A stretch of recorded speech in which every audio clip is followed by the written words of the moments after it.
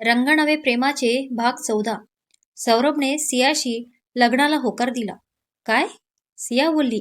सौरभने फक्त नजरेनेच तिला शांत राहायला सांगितलं. खरंच सौरभ तू लग्न करशील? सीमाताईंना नवल वाटत होतं. हो काकू, मी करेल, पण आधी तुम्हाला बरं व्हावं लागेल ना. मग लवकर बऱ्या व्हा. सगळं टेन्शन दूर करा. तुम्ही हॉस्पिटलमधून बाहेर आल्या की लगेच उरकून देऊया बरं. हसत हसत सौरभ म्हणाला. सौरभचं वागणं सियाला कळतच नव्हतं, पण त्याच्या वाक्यामुळे सीमाताईच्या चेहऱ्यावर हसू मात्र फुललं होतं. नर्स रूममध्ये आली. सीमाताईंच्या औषधांची वेळ झाली होती, त्यामुळे नर्सने सर्वांना बाहेर थांबवायला सांगितलं. तसं सिया, तिचे बाबा आणि सौरभही रूमच्या बाहेर आला. सियाचे बाबा रिसेप्शनवर गेले. काही फॉर्म्स भरायचे होते म्हणून बाबाजवळ नाही हे बघून सिया लगेच सौरभला म्हणाली. सौरभ, अरे हे काय भलतंच बोलला तू आईशी? तुला माहित आहे ना मी लग्न वगैरे काही करणार नाही. चूप, मला घाई नाही, विचार करून उत्तर दे. सियाचं बोलणं अर्धवट तोडत सौरभ बोलला. अरे नाही, माझा निर्णय झालाय. बोललो ना एकदा, विचार करून उत्तर दे. आताही सौरभने तिला बोलूच दिलं नाही. सौरभचा फोन वाजला. त्याने तो रिसीव्ह केला आणि तो बोलता बोलता तिथून निघाला.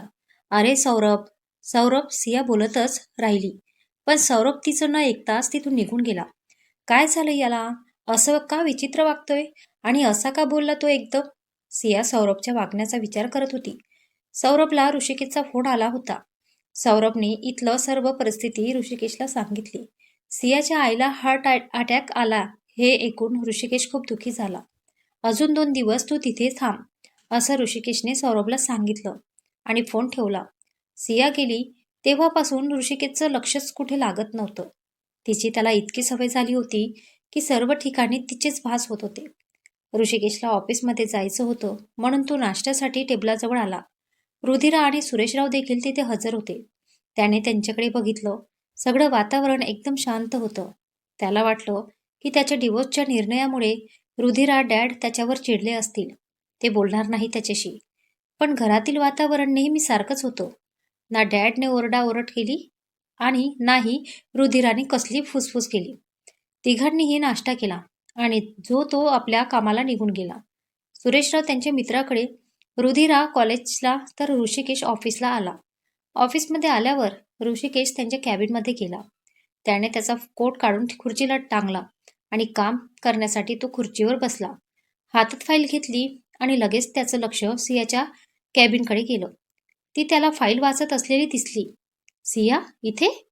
मला वाटतच होतं तू राहू शकणार नाही माझ्याशिवाय, आनंदाच्या भारात ऋषिकेश बोलला. तो लगेचच त्याच्या कॅबिनमधून निघाला आणि सियाच्या कॅबिनमध्ये गेला. त्याच्या चेहऱ्यावरचा आनंद त्याचा इतर स्टाफ बघतच राहिला. ऋषिकेशने खूप उत्साहात सियाच्या कॅबिनचं दार उघडलं. मे आय कम इन सिया, असं आनंदाच्या भारात तो बोलला आणि समोर असलेली रिकामी खुर्ची बघून त्याला गलबल्यासारखंच झालं. ऋषिकेशचा सेक्रेटरीही लगेचच तिथे आला. काय झालं सर? तुम्ही असं मॅमच्या कॅबिनमध्ये? सेक्रेटरीने विचारलं. ऋषिकेशच्याही लक्षात आलं की त्याला सियाचा भास झाला. काही नाही, एक फाईल हवी होती, ती घ्यायला आलो होतो इथे. ऋषिकेशने काहीतरी कारण सांगितलं. मी काही मदत करू का सर?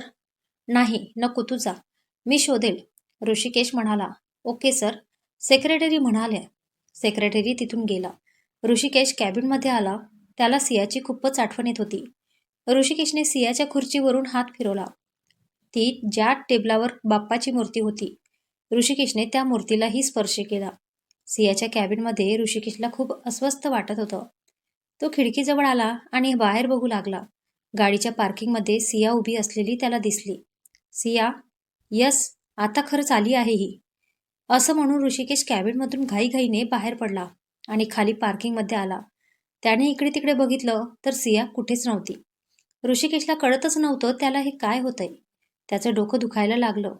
त्याने दोन्ही हाताने त्याचे केस आवळले आणि तो जोरात ओरडला, सिया.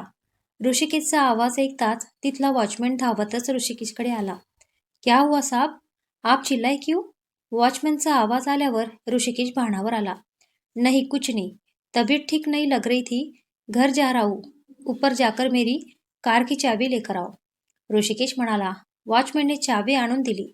ऋषिकेशने सेक्रेटरीला फोन करून आजच्या सगळ्या मीटिंग्स कॅन्सल करायला सांगितल्या आणि तो घरी निघून गेला. घरी आल्यावर ऋषिकेश वर त्याच्या खोलीत गेला. तिथेही तेच सियाचेच भास. काय होतंय मला हे असं? का सारखी सारखी सिया डोळ्यांसमोर असल्यासारखे वाटतंय मला? आजपर्यंत असं मी कधीच फील केलं नाही. ऋषिकेशने विचारांना विराम दिला. त्याने डोकंदुखीची गोळी घेतली आणि बेडवर लेटला. छताकडे एकसारखं बघत बघत त्याला झोप लागून गेली. थोड्या वेळाने रुधिरा कॉलेजमधून घरी आली. ऋषिकेशची कार तिला घरीच दिसली. दादू यावेळी घरी कसा? तब्येत तर ठीक असेल ना त्याची? रुधिराच्या मनात शंका आली. रुधिराने तिचे सँडल काढले आणि शू रॅकमध्ये ठेवले. ती तिच्या रूममध्ये गेली आणि पटकन फ्रेश झाली. किचनमध्ये जाऊन तिने पास्ता बनवला आणि ऋषिकेशसाठीही वर घेऊन गेली. तिने दार उघडलं तर ऋषिकेश झोपलेला दिसला. रुधिराने पास्ताची प्लेट टेबलवर ठेवली आणि तिने ऋषिकेशला हाक मारली. मायेने त्याच्या केसातून हात फिरवला. सिया? ऋषिकेश खडबडून जागा झाला. अरे मी आहे रुधिरा. तू? हो मीच. आणि कोण असणार? नाही कोणी नाही. काय झालं? तू इथे का आलीस? ऋषिकेश म्हणाला. काही नाही असंच. मी माझ्यासाठी पास्ता बनवला. म्हटलं तुझ्यासाठीही करावा म्हणून घेऊन आली वर. चल उठ लवकर आपण खाऊ दोघेही. नाही तर गार होईल. नाही ग मला नकोय तू खा. ऋषिकेश म्हणाला. तू पास्त्याला नाही म्हणतोय? तुझा तर फेवरेट आहे ना? तब्येत तर बरी आहे ना तुझी? रुधिराने विचारलं. हो ग बरा आहे मी. ऋषिकेश म्हणाला. मला नाही वाटत तसं. आणि तू घरी कसा आलास लवकर? रुधिराने विचारले. हो म्हणजे थोडं डोकं दुखत होतं माझं ऑफिसमध्ये म्हणून लवकर घरी आलो. ऋषिकेश बोलला. डोकं दुखत होती की सियाची आठवण येत होती? काय? काहीतरीच काय. मी कशाला तिची आठवण काढू? खोटं हसू आणत ऋषिकेश बोलला. असं? मग मी उठवायला आल्यावर सिया असं का बोलला? रुधिराच्या या प्रश्नाचं उत्तर ऋषिकेशकडे नव्हतंच. भाई खरं सांगू का? तू तू सियाच्या प्रेमात पडला आहेस. पण तू हे मान्य करत नाही. असं कसं म्हणू शकतेस तू? मी सियाच्या प्रेमात नाही. मला तिची कमी जाणवते आहे फक्त. पण प्रेम वगैरे नाही ग. ऋषिकेश बोलत होता. मग अशी कशी असा एकांत तुला यापूर्वी कधी जाणवला का? प्रीतीच्या बाबतीत मी असं कधी फीलच केलं नाही ग. पण सिया गेली तेव्हापासून सगळीकडे ती असल्यासारखं वाटतं मला. सियासोबत हवी असं मनाला खूप वाटतं. सियाच्या बाबतीत खूप वेगळं फील करतोय मी. पण मग जर सियासोबत असलेली माझी अटॅचमेंट प्रेम आहे तर प्रीतीसोबत काय होतं? ऋषिकेश बोलला. प्रीतीसोबत असलेल्या प्रेमाला उपकाराची किनार होती. तिने तुला वाचवलं. हे तिने केलेलं उपकार होते तुझ्यावर. जे फेडण्यासाठी तू काहीही करायला तयार होता. त्या उपकाराच्या ओझ्याखाली तू दबला आणि तिच्याबद्दल असलेल्या सॉफ्ट कॉर्नरला प्रेम समजून बसला. प्रीतीच्या बाबतीत फक्त उपकार या एकाच भावेने भोवती तू अडकून राहिला. तिचं वागणं तुला आवडत नव्हतं. पण तरीही तू तिला सोडू शकत नव्हता. कारण फक्त एकच तिने तुला वाचवलं. पण यात प्रेम कुठेच नव्हतं दादू. जर असतं तर सियासाठी तू कधीच दुःखी झाला नसता. ती तुझ्या लाईफमधून जाऊ नये असं तुला वाटलं नसतं. दादू, सिया जेव्हा तुझ्या आयुष्यात आली तेव्हा तिचा स्वभाव, तिचं तुझ्यासोबत असणं सगळं तुला आवडायला लागलं होतं. ती जी फिलिंग आहे ना, ते ते प्रेम आहे. तिचा ॲक्सिडेंट झाल्यावर तू तिला हरवून बसशील ही जी भीती तुझ्या मनात होती, त्यामुळे जी अवस्था तू अनुभवून केली, ते प्रेम आहे. तू तिची काळजी घेतली ती बरी व्हावी म्हणून. देवाला जी प्रार्थना केली, ते प्रेम आहे. सिया जेव्हा आपल्याला सोडून तिच्या घरी परत जात होती, तेव्हा तू तिला जाताना बघू शकत नव्हता. म्हणून तू त्या दिवशी मुद्दाम वर येऊन बसला. पण तरीही लपून पडद्याआडून तिला बघताना तुझ्या डोळ्यात आलेलं पाणी, तेही प्रेम आहे. ती जवळ नसल्याने कासावीस होणं म्हणजे प्रेम नाही तर आणखी काय आहे दादू? रुधिरा ऋषिकेशला समजावत होती. म्हणजे मी खरंच प्रेमात आहे. माझा विश्वासच बसत नाही ग. रुधी, यालाच प्रेम म्हणतात? आश्चर्यचकित होत ऋषिकेश म्हणाला. हो दादू, हे प्रेम आहे. आणि याच प्रेमाला तुला परत आणायचं आहे. तुझ्या सियाला, माझ्या वहिनीला परत घेऊन ये दादू. हे घर तिची वाट बघते. रुधिराच्या डोळ्यात आनंदाचे अश्रू आले. पण सिया, ती काय विचार करत असेल ग? तिचं पण प्रेम असेल ना माझ्यावर. पण असतं तर डिवोर्सला का तयार झाली मग ती? बोलली असती ना की मला तुझ्यासोबत राहायचं आहे ऋषिकेश. नको ना हा डिवोर्स. असेल तिलाही तुझ्याकडून अपेक्षा. असू शकते ना. तिलाही असेच वाटलं असेल की ऋषिकेशने तिला थांबवावं, पण तू नाही थांबवलं तिला. पण तिचं तुझ्यावर मनापासून प्रेम आहे दादू. अरे, प्रेम करते म्हणून तर तुझ्या खुशीसाठी तुला डिवोर्स दिला तिने, तुला काहीही न बोलता. हो ग रुधिरा, माझ्या हे लक्षातच आलं नाही. मी तिला अडवायला हवं होतं, पण मलाच कळत नव्हतं नेमकं काय होतंय मला. पण आता सगळं समजले. यस, ती पण प्रेम करते माझ्यावर. मी सियाला परत घेऊन येणार. यस रुधी, मी सियाला परत आणणार. ऋषिकेशला आनंद होत होता. त्याने रुधिराला घट्ट मिठी मारली. पण रुधिरा, तुला जर इतकं कळत होतं, तर मग तेव्हाच का नाही बोलली मला? का माझा राग केला नाही? हट्ट करून सियाला थांबवायला का नाही सांगितलं? असं म्हणून त्याने तिच्या डोक्यात टपली मारली. दादू, कोणी सांगून प्रेम होत नसतं रे. ते तुझं तुलाच फील व्हायला हवं होतं. तिचं असणं आणि नसणं दोघेही तुझ्यासाठी मॅटर करतं हे. तुझं तुलाच कळायला हवं होतं, म्हणून तेव्हा हट्ट केला नाही मी. पण आता कळतंय ना तुला, म्हणून सांगते. सियाला घेऊन ये. रुधिराचं बोलणं ऐकून ऋषिकेशला समाधान वाटत होतं. आज त्याला त्याच्या सर्व प्रश्नांची उत्तर मिळाली होती. सियाचे भास होणं, तिच्यासाठी व्याकुळ होणं, सर्व उमजलं होतं ऋषिकेशला. सियाच्या आईलाही आता बरं वाटत होतं, म्हणून तिला डिस्चार्ज दिला गेला. सौरभ त्यांना घेऊन घरी आला. सौरभने लग्नाची तयारी दाखवल्यामुळे सीमाताई खूपच खुश झाल्या होत्या. त्यांना लवकरात लवकर सिया आणि सौरभचं लग्न करायचं होतं. पलंगावर लेटल्या लेटल्या त्या सौरभला म्हणाल्या, सौरभ, किती दिवसांची सुट्टी आहे रे तुला अजून? उद्या जायचं आहे मला. काम खूप बाकी आहेत. सौरभ म्हणाला. सौरभ, एक विचारू? तुझ्या आईबाबांना हे लग्न मान्य आहे ना रे? हो काकू, आई बाबा दोघेही तयार आहेत. इनफॅक्ट आता ते येणारच आहेत तुमची तब्येत बघायला आणि लग्नाची तारीख कधी ठरवायची ते विचारायला.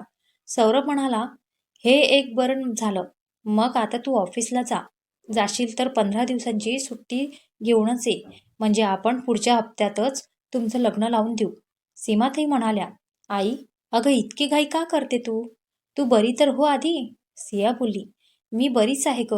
उलट तुझं लग्न लवकर झालं तर ठणठणीत पण होईल ना मी. सीमाताई बोलल्या, सिया म्हणते ते योग्य आहे. सियाच्या लग्नाचा इतक्या तडकाफडकीने निर्णय घेणे बरोबर नाही.